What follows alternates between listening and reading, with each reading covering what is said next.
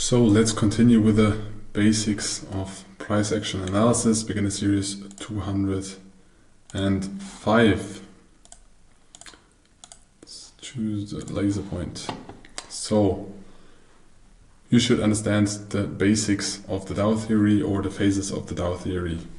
In the Dow theory,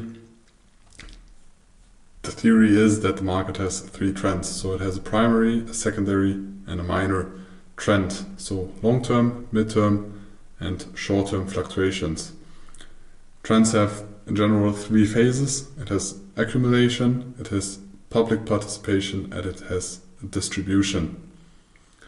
And all market information is represented in the current price. The creator of this beautiful theory is Charles Dow, beautiful, beautiful man.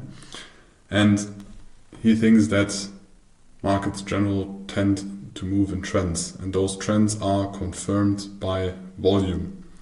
And the trends persist until there is a clear sign of reversal. So you have uptrends, you have consolidations, and you have downtrends.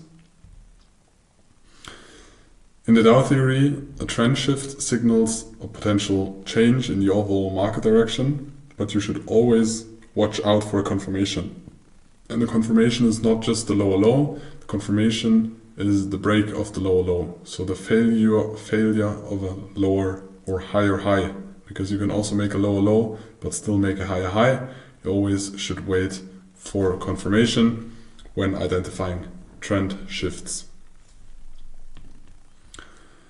Furthermore, there is a Wyckoff logic, which is kind of Dow theory on steroids, a little bit adapted and more advanced. So there's Richard D. Wyckoff, also a very beautiful man, but without a beard. And it focuses also on price action and also volume, but aiming to align this with institutional interests. So it's about supply and demand and shifts in price. The composite operator, which is like the big wealthy participants that influence the market, have a way bigger role in this theory, and there are four phases, not three. And furthermore, there is effort versus result, so there is always price and volume, but it's more a combination of both.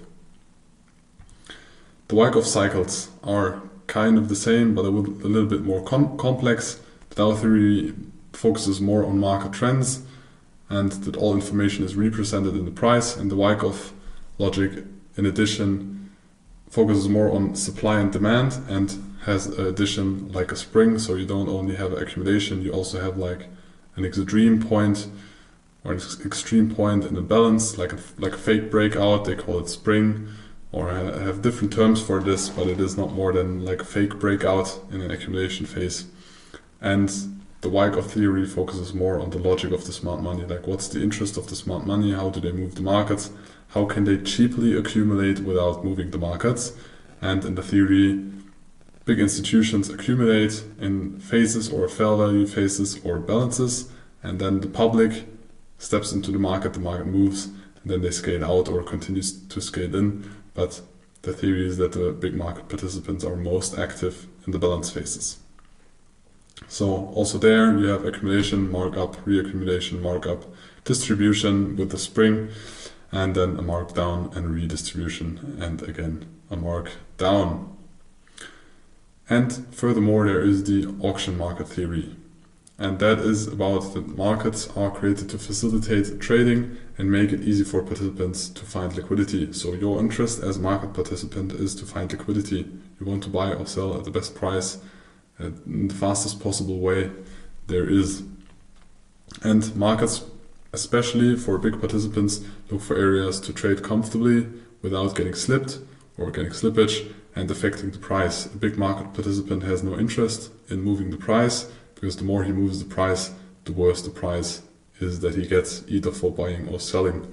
So they want to stay undercover and don't want to move the market. And that's most easy in fair value, where a lot of market participants are agreeing to trade. So if something happens, market can go out of balance because fundamental shift or because the public runs into a meme coin, or public thinks, oh, now this is a stock I need to buy, and everybody's just buying, and the supply decreases and there are more bidders willing to pay a higher price. Since buyers or sellers are outnumbering each other, so that's why the price is moving. And short, or in a summary, this is the auction market theory.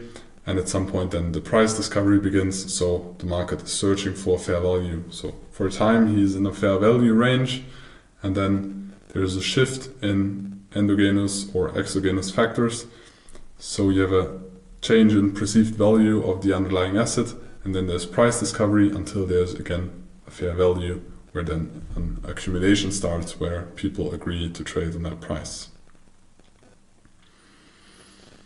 So there is the auction market theory, or the theory of auction markets.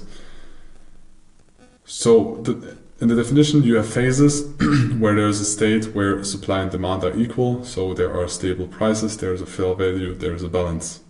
So limited volatility, and most of the times you have a consolidation, you have horizontal support and resistances. Then there is the phase of price discovery or imbalance. So you have increased volatility, you have very strong price trends or breakouts, and traders capitalize through imbalances and trade the breakout or momentum. At some point there's going to be fair value again, because market participants agree on the price, and there's going to be price discovery again. This is the logic behind that, and this is what a volume profile in this case could look like.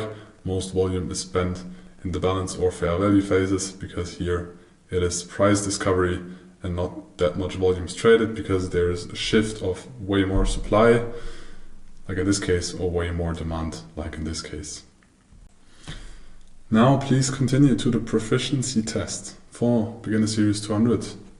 So you test if you really understood the things that we told you, or you need to give some lessons a second watch, and otherwise we will see you, or you will see me again in Beginner Series 300, where we more and more will dive deep into analyzing volume and how to use the volume profile to analyze an asset and trade based on that.